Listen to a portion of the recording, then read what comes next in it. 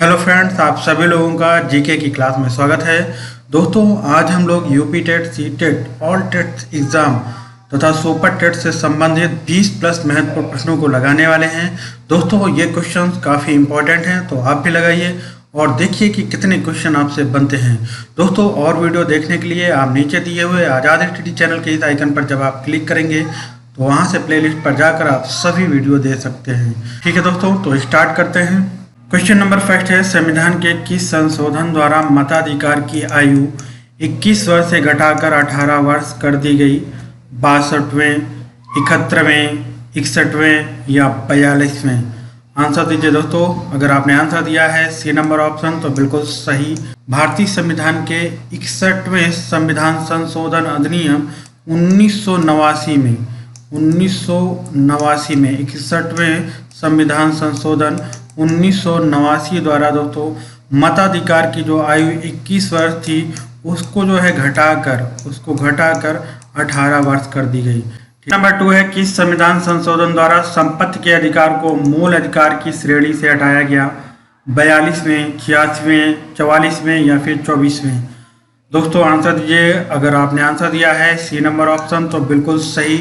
44वें संविधान संशोधन 1978, ठीक है दोस्तों, 1978 के संशोधन द्वारा संपत्ति के अधिकार को मूल अधिकार की श्रेणी से हटाया गया। पहले दोस्तों संपत्ति का अधिकार एक मौलिक अधिकार था जिसको अनुच्छेद 31 में रखा गया था, लेकिन दोस्तों इसको बाद में 44वें संविधान संशोधन 1978 के द्वारा अनुच्छेद 300A में रखकर इसे एक कानूनी या कह सकते हैं कि वैधानिक अधिकार बना दिया गया। क्वेश्चन नंबर 3 है, भारत के प्रधानमंत्री पद के लिए उम्मीदवार की कम से कम उम्र क्या होती है? 30 वर्ष, 35 वर्ष, 25 वर्ष या 40 वर्ष? आंसर दीजिए दोस्तों। अगर आपने आंसर दिया है सी नंबर ऑप्शन तो बिल्कुल सही। भारत के प्रधानमंत्री पद के लिए एक उम्मीदवार की कम से कम 25 वर्ष की आयु होनी चाहिए। क्वेश्चन नंबर 4 है, भारत के राष्ट्रपति पद के उम्मीदवार के लिए कम से कम उम्र क्या होती है? ये बताना है। 30 वर्ष, 35 वर्ष, 25 वर्ष या फिर 40 वर्ष? आंसर दीजिए दोस्तों। अगर आपने आंसर दिया है बी नंबर ऑप्शन तो बिल्कुल सही। भारत के राष्ट्रपति पद के उम्मीदवार के लिए कम से कम 35 वर्ष की आयु होनी चाहिए, जबकि प्रधानमंत्री बनने के लिए दोस्तों कम से कम आयु 25 वर्ष होनी चाहिए। क्वेश्चन नंबर 5 है, किन राष्ट्रपति की पद रहते हुए मृत्यु हुई? जाकिर हुसैन, फखरुद्दीन अली अहमद, ए और बी दोनों या फिर इनमें से कोई नहीं? दोस्तों अगर आपने आंसर दिया है सी नंबर ऑप्शन तो बिल्कुल सही। जाकिर हुसैन और फखरुद्दीन अली अहमद दोनों की ही दोस्तों ये कब से कब राष्ट्रपति रहे तो ये भी ध्यान रखिएगा। 1967 से लेकर 1969 तक, ठीक है दोस्तों। और ये जो फखरुद्दीन अली अहमद थे दोस्तों ये 5वें नंबर के राष्ट्रपति थे, ठीक है दोस्तों, 5वें नंबर के राष्ट्रपति थे। और दोस्तों ये जो मुस्लिम राष्ट्रपति थे ये 3रे नंबर के राष्ट्रपति थे, लेकिन भारत के प्रथम मुस्लिम राष्ट्रपति और किस नंबर के? 3रे नंबर के राष्ट्रपति थे। और दोस्तों फखरुद्दीन अली अहमद ये भारत के दूसरे मुस्लिम राष्ट्रपति 5वें नंबर के राष्ट्रपति थे, ठीक है दोस्तों। और इनका जो कार्यकाल रहा दोस्तों 1974 से लेकर 1977 तक रहा, ठीक है दोस्तों। तो ये भी पॉइंट इंपॉर्टेंट है, इनको भी ध्यान रखिएगा, ठीक है दोस्तों। क्वेश्चन नंबर 7 है, वनों के महत्व का कारण है? Green island, green river, green house या ग्रीन गोल्ड? आंसर दीजिए दोस्तों। अगर आपने आंसर दिया है डी नंबर ऑप्शन तो बिल्कुल सही। वनों का जो महत्व का कारण है ग्रीन गोल्ड है। दोस्तों वन हमारे जीवन में विभिन्न प्रकार से उपयोगी होते हैं, जैसे कि पेड़ों से हमें क्या मिलता है? ऑक्सीजन, फल फूल और शहद, लकड़ियां, औषधि, ये सभी मिलती हैं। तो दोस्तों इसलिए इन वनों के महत्व के कारण इन्हें ग्रीन गोल्ड कहा जाता है। क्वेश्चन नंबर 8 है, भारत का राष्ट्रीय वृक्ष है? Very easy question. आंसर दीजिए दोस्तों। अगर आपने आंसर दिया है सी नंबर ऑप्शन तो बिल्कुल सही। भारत का राष्ट्रीय वृक्ष जो है वो बरगद या वट भी बोलते हैं दोस्तों, ठीक है दोस्तों, तो इसको भी ध्यान रखिएगा। क्वेश्चन नंबर 9 है, निम्न में किस वर्ग में प्रोटीन की प्रचुरता है? आंसर दीजिए दोस्तों। अगर आपने आंसर दिया है बी नंबर ऑप्शन तो बिल्कुल सही।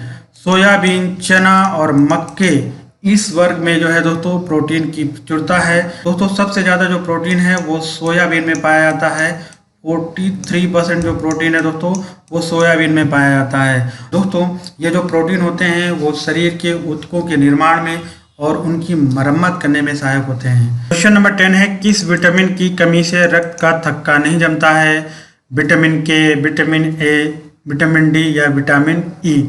आंसर दीजिए दोस्तों। अगर आपने आंसर दिया है ए नंबर ऑप्शन तो बिल्कुल सही। विटामिन के की कमी के कारण रक्त का थक्का नहीं जमता है। साथ ही साथ ये ध्यान रखिएगा कि ये जो चारों विटामिन हैं वो वसा में घुलनशील होते हैं। किस में घुलनशील होते हैं? वसा में। ठीक है दोस्तों, तो ये भी ध्यान रखिएगा।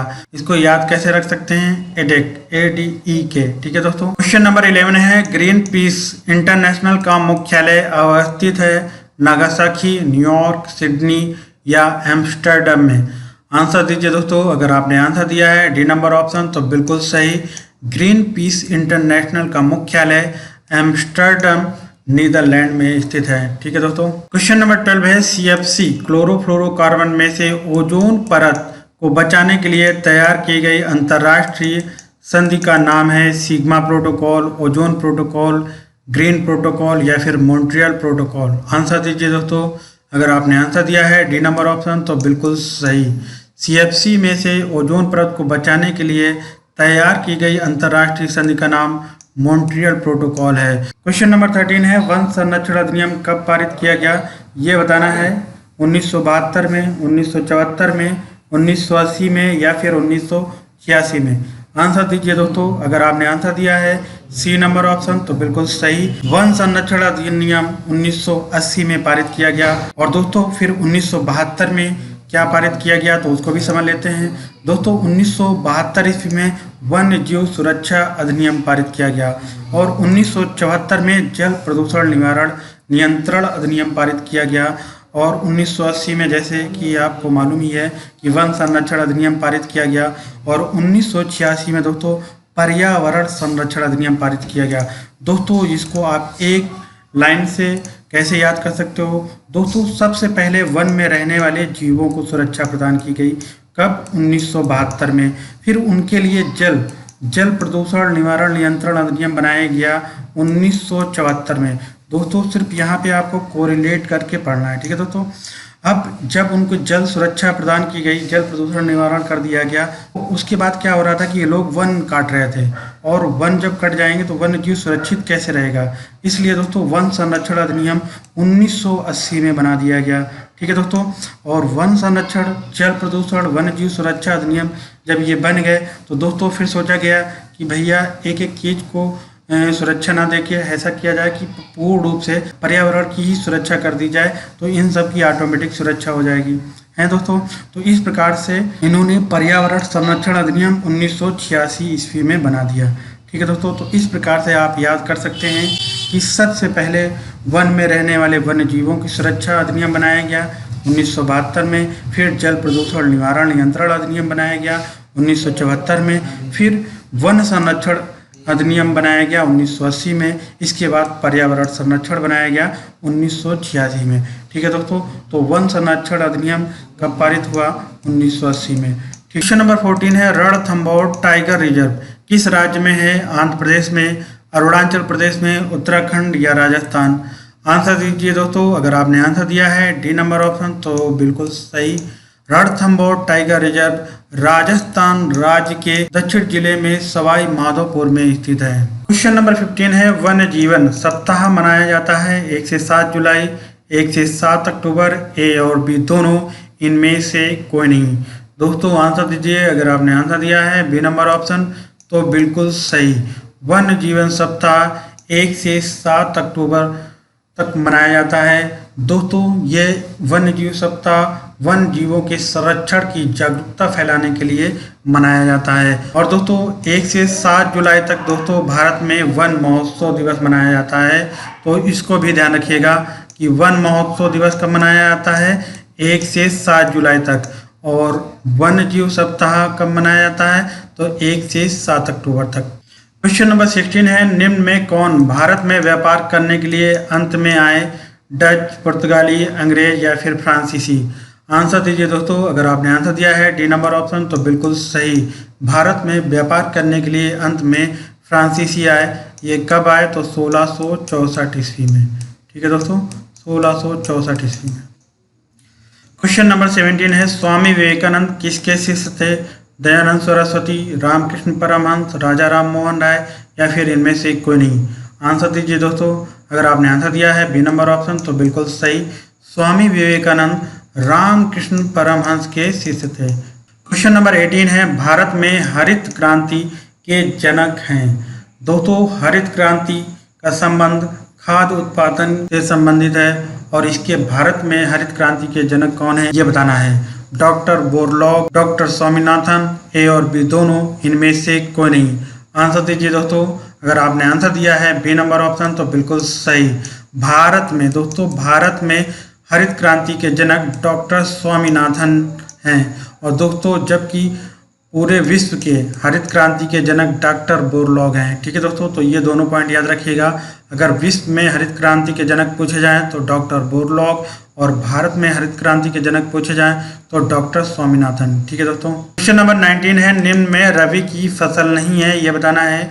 गेहूँ, चना, सरसों या फिर चावल। आंसर दीजिए दोस्तों। अगर आपने आंसर दिया है डी नंबर ऑप्शन तो बिल्कुल सही, चावल जो है वो रबी की फसल नहीं है बल्कि ये खरीफ की फसल है, जबकि गेहूं, चना, सरसों रबी की फसल है। ठीक है दोस्तों। क्वेश्चन नंबर 20 है दक्षिण भारत में सर्वाधिक चाय उत्पादन करने वाले राज्य का नाम क्या है? असम, केरल, तमिलनाडु या फिर इनमें से कोई नहीं। आंसर दीजिए दोस्तों। अगर आपने आंसर दिया है असम तो बिल्कुल गलत, इसका आंसर दोस्तों सी नंबर ऑप्शन सही होगा। दक्षिण भारत में सर्वाधिक चाय उत्पादन करने वाला राज्य जो है दोस्तों तमिलनाडु है। दोस्तों यहाँ पे क्वेश्चन पूछा गया है दक्षिण भारत में। ठीक है दोस्तों। और अगर पूछा जाए कि संपूर्ण भारत में सबसे ज़्यादा चाय उत्पन्न करने वाला राज्य कौन है तो वो फिर असम होगा। ठीक है दोस्तों। अगर दक्षिण भारत की बात पूछी जा रही है तो वो फिर तमिलनाडु। क्वेश्चन नंबर 21 भारत में सर्वाधिक कॉफ़ी उत्पन्न करने वाले राज्य का नाम क्या है? उत्तर प्रदेश, पंजाब, मध्य प्रदेश या फिर कर्नाटक। आंसर दीजिए दोस्तों। अगर आपने आंसर दिया है डी नंबर ऑप्शन तो बिल्कुल सही, भारत में सर्वाधिक कॉफ़ी उत्पन्न करने वाला राज्य कर्नाटक है। दोस्तों इस प्रकार से हम लोगों ने 21 महत्वपूर्ण प्रश्नों को लगाया। और दोस्तों ये वीडियो कैसा लगा इसके बारे में आप अपने कमेंट्स लिखकर जरूर बताएं। मिलते हैं नेक्स्ट वीडियो में। जय हिंद।